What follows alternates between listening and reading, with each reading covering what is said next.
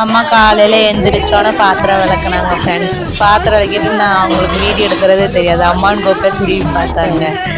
அப்புறம் பிரேக்ஃபாஸ்ட் கிண்டிகிட்டு இருக்கோம் ஃப்ரெண்ட்ஸ். உப்புமா கிண்டலான்னு சொல்லிட்டு தக்காளி வெங்காயம் இதெல்லாம் கொஞ்சம் கொஞ்சம் சேர்த்து இப்போ தான் கொதிக்குது. கொதிச்சோடனே ரவையை போட்டு கிண்டோன்னே உப்புமா ரெடி ஆயிரும் ஃப்ரெண்ட்ஸ். தட்டி விட்டுக்கிட்டே காலையில் பிரேக்ஃபாஸ்ட் சிம்பிளாக செஞ்சுக்கலான்னு சொல்லிட்டு நாங்கள் உப்புமா செய்கிறோம். மதியம் வந்து கருவாடு குழம்பு பண்ணலான்னு இருக்கிறோம் ஃப்ரெண்ட்ஸ். உப்புமாவை கிண்டிகிட்டே இருக்கணும் ஃப்ரெண்ட்ஸ், கைவிடாமல் கிண்டிகிட்டே இருக்கணும். நீங்களும் இதே மாதிரி செஞ்சு பாருங்கள். எப்பயுமே உப்புமா கிண்டுறப்ப கொஞ்சம் ஒரு தக்காளி போட்டிங்கன்னா கொஞ்சம் டேஸ்ட்டாக இருக்கும். கூட சட்னி எதுவும் வைக்க தேவையில்ல, அப்படியே சாப்பிட்டுக்கலாம். நீங்களும் அதே மாதிரி கிண்டி பாருங்கள். இதே மாதிரி கொஞ்சோண்டு திருப்பி இதே வீடியோ வருதா, கொஞ்சோண்டு தக்காளி வெங்காயம் இதெல்லாம் போட்டு தண்ணி